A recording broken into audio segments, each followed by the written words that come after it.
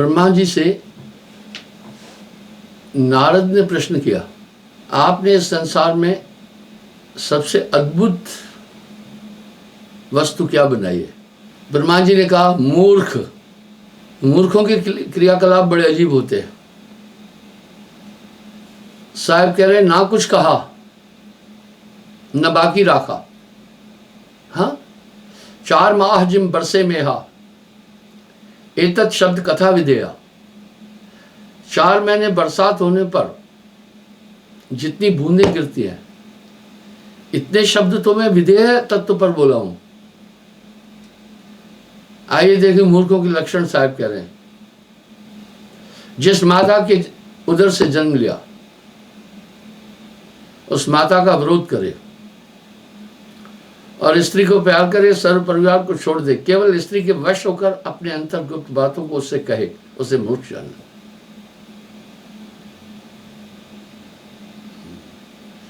इस धर्म में विवाह के बाद माता पिता का त्याग करना विश्वासघात माना जाता है। एक मनुष्य है जो बूढ़ा होता है। बूढ़ा क्यों होता है, मैंने इस पर रिसर्च किया है। बाकी आपने कोई बंदर भी बूढ़ा नहीं देखा होगा कि लाठी लेकर चल रहा है, जबकि 90% तो हम लोगों से उसका मेल खाता है। ये दरअसल कंगारू की तरह या बंदर की तरह चलने वाला जीव था। ये बूढ़ा कमर से होता है और जब कमर कमजोर हो जाती है तो टांगे भी नहीं काम करती है, हाथ पांव भी नहीं काम करता है। इसकी ऊर्जा का क्षय किससे हुआ? खड़े होकर चलने से। खड़े होकर चलने से पूरा वजन टांगों पर और कमर पर आया, बटा नहीं। अगर आदमी यूं चलता है तो उसका वजन बढ़ जाता है, इसलिए नेचुरल बच्चा देखो उस तरह से चलता है। और बूढ़ा भी यही होता है, इसी वजह से बूढ़ा होता है।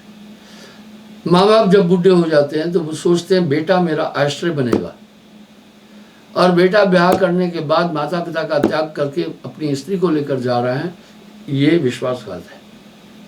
अब यहाँ एक प्रश्न उठा, आज ये बहुत हो रहा है, मैं क्षमा चाहता हूँ। आज का वर्ग कैसा है? हमारी संस्कृति भूल गई। आज शादी के बाद लड़का लड़की माँ बाप से अलग रहना, पत्नी कहेगी अलग रहना, तय है। वृद्धावस्था में शरीर पूरा कमजोर हो जाता है, नेचुरल है, दिमाग पर भी असर पड़ेगा। आप देखो जब आदमी शरीर से व्यथित होता है तो दिमाग भी अपसेट होता है। इसलिए बूढ़े लोग आड़ी टेढ़ी बात भी कर सकते हैं, और वृद्धावस्था में माताएं बहनें तो ज्यादा ही डल हो जाती हैं। उन्होंने अपनी ऊर्जा पूरी तुम्हें जन्म देने में गुजार दी और पालने पोसने में। अब आपकी बारी है। ससुर के घर में वास करे वो मूर्ख है। बलवान के साथ गर्व करे, मन में ममता रखे, बल बिना सत्ता दिखाए, आत्मस्तुत करे, देश में रहकर दुख भोगे और बाप दादे की बड़ाई यहाँ के, उसे मूर्ख कहते हैं। जो बिना कारण हंसे बड़ा बेवकूफ होता है। गोस्वामी जी भी कह रहे हैं एक बात, तो वो तो सतर्क कर रहे हैं। धीरे बोले अति नवे, धीरे बोले अति नवे, बातन में मुस्काए, तुलसी इनसे बच रहो, ये जड़ से देत बिगाड़, बिलाए, बिलाए खत्म करना। बहुत खतरनाक होते हैं ऐसे लोग। ये प्रसंग क्यों उठाया? ताकि आप सावधान सतर्क रहें। अपने से बलवान से घमंड दिखा रहा है, बेवकूफी है। जब जान जाते हो कि ये मुझसे ताकतवर है, उससे जो विवाद करोगे तो मार ही तो खाओगे ना। मुझे एक चुटकुला याद आया। एक जाट और मद्रासी में विवाद हो गया कहीं। भौगोलिक स्थिति के कारण से हरियाणा के जाट जो है वो ताकतवर है और किसान ताकतवर है। दक्षिण साइड में कुछ है जहां पर थोड़ा सा गर्म है, वहां लोग थोड़े हाइट से कम है। दोनों में विवाद हुआ। अब वो हरियाणा का जो जाट था वो ज्यादा बातें नहीं जानता था, लेकिन वो दूसरे वाला अनाप शनाप बके जा रहा था, उससे सहा नहीं गया, खींच कर एक तमाचा मारा। अब उसने बोला, मद्रासी ने बोला बाजू ऊपर करके, बोला अब की मार। उसने एक और तमाचा मार दिया।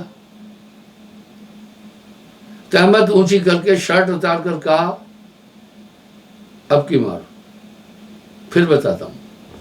इतने में एक अकलमंद था, वो देख रहा था। बोला भाई सुन, तू खामखा क्यों तमाचे खा रहा है? तूने जो इसका बिगाड़ना था पहले ही तमाचे में बिगाड़ना था। बार बार बोल रहा है कि अब की मार, वो मारे जा रहा है। ऐसे मूर्ख होते हैं। बलवान से, अपने से बली से विवाद करना और उसे उसके सामने भिड़ना, ये मूर्खता नहीं है। और बेअवसर बोले मूर्ख है। अपने संबंधी और परिवार के रहते उनकी उपेक्षा कर परायों से मित्रता करे, रात दिन पराया छिद्र ढूंढता रहे, वह मूर्ख है। छिद्रान्वेदी, चीटी। अगर आप 1 करोड़ की घर भी बनाएंगे, चीटी की नेचर है छेद ढूंढेगी। इस तरह जो छिद्रान्वेदी हमेशा दूसरे में दोष देखते हैं, वो मूर्ख है। जो हमेशा उत्तेजना और भड़काऊ रहे, उत्तेजित रहे, मूर्ख है। उसका माइंड लेवल वो अपसेट है। इसलिए मैं कहता हूं नेगेटिव सोचो ही नहीं। आप नेगेटिव हो जाएंगे भाई। मनुष्य है ही चिंतन, नथिंग एल्स, और कुछ नहीं इसके बाद।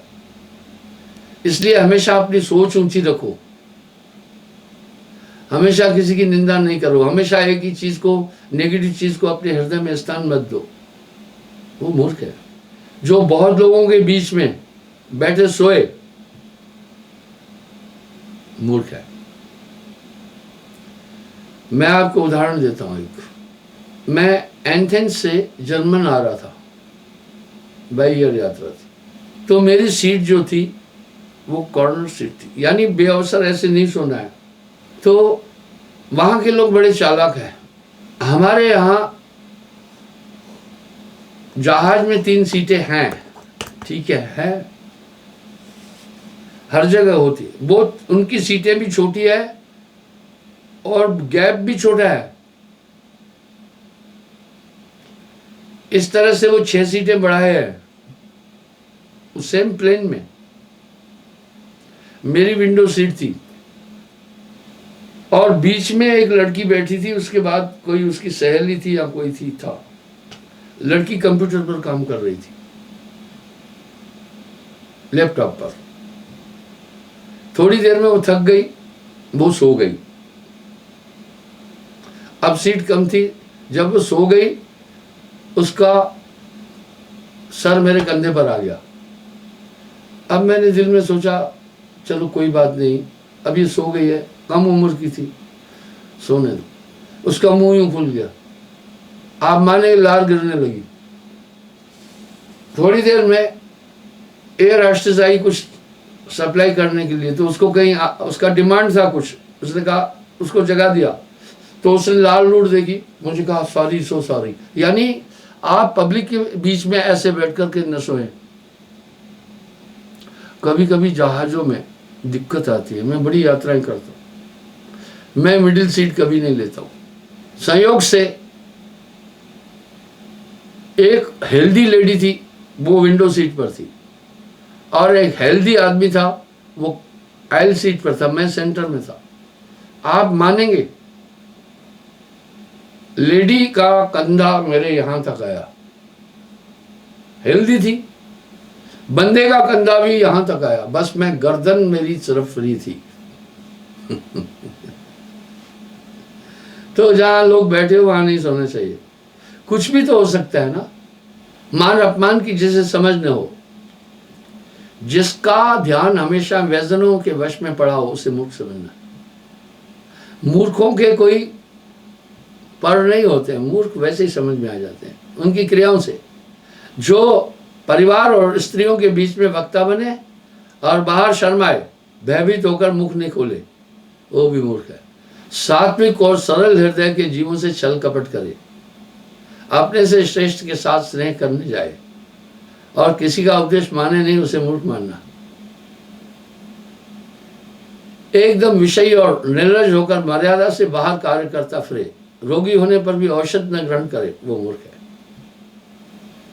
अकेले प्रदेश जाए, परिचय बिना साथ करे और एकदम जाने बूझे बिना किसी बड़े नगर शहर में जाए, ये लक्षण मूर्खों के ही होते हैं। जहां अपमान होता है बार बार उस स्थान पर जाए, मूर्ख है।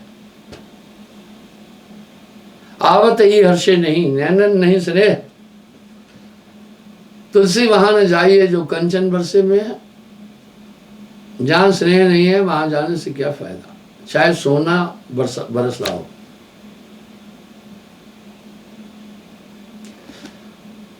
अपने नौकर के धनी होने पर उसके यहां नौकरी करने जाए, वो मूर्ख है।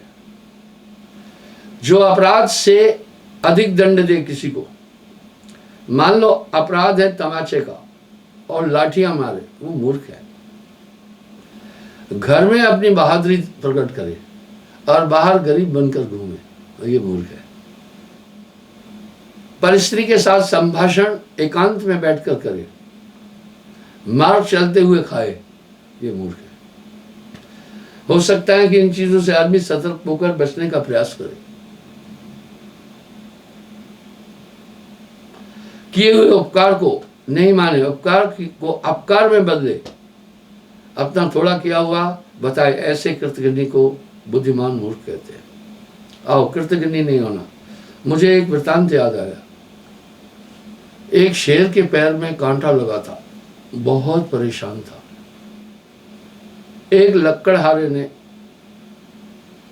उसका कांटा निकाला, वो बहुत प्रसन्न हुआ। शेर ने उसे कुछ नहीं बोला। किसी अपराध में उस लकड़हारे को मौत की सजा हुई और शेर के आगे फेंकना था कि शेर भूखा शेर खाए। जब उसे शेर के आगे फेंका तो वही शेर पकड़कर पिंजरे में रखा हुआ था काफी दिन से, और उसके पैर चाटने लगा। यानी उपकार को तो पशु भी जानते हैं। कितनी इनमें जागरूकता होती है मैं बताता हूं। मैं अपने बगीचों में सुबह घूमने जाता हूं, कार में जाता हूं।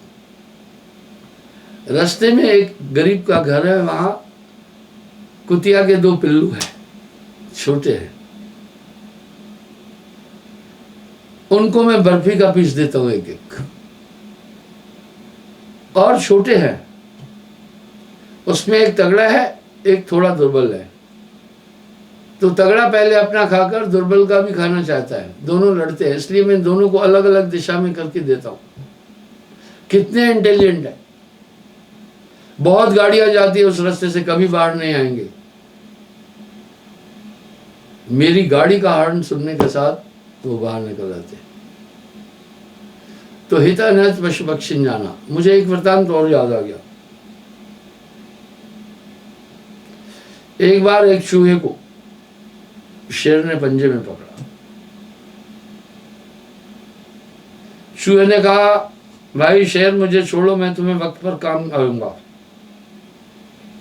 शेर ने कहा, अरे तू क्या काम आएगा, पर मैं तुझे छोड़ देता हूं। संयोग से कुछ समय बाद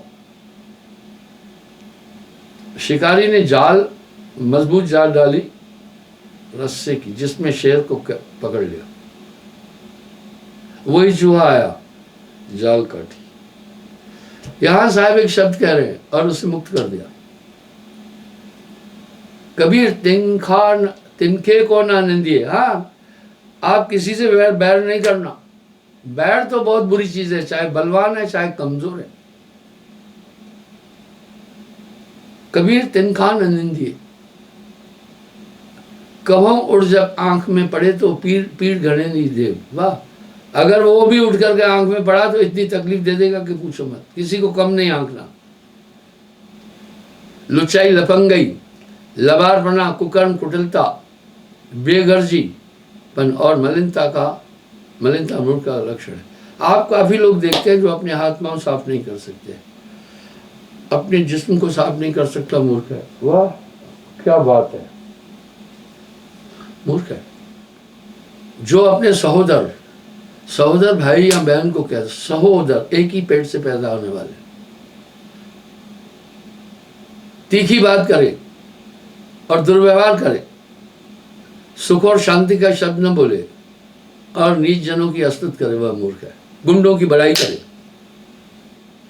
पुत्र, कलत्र और स्त्री आदि सांसारिक विषय वासनाओं को ही मुख्य मानकर उसी में मुग्ध होकर जो परमात्मा को भूल जाता है, मूर्ख है। वह साहब की बातों में बड़ा वजन है। जो पुरुषों की अपेक्षा स्त्रियों में अपना कंसंट्रेशन ज्यादा रखता है, वह मूर्ख है। जो मर्यादा को त्याग कर और आंख मूंद करके चले, मूर्ख है।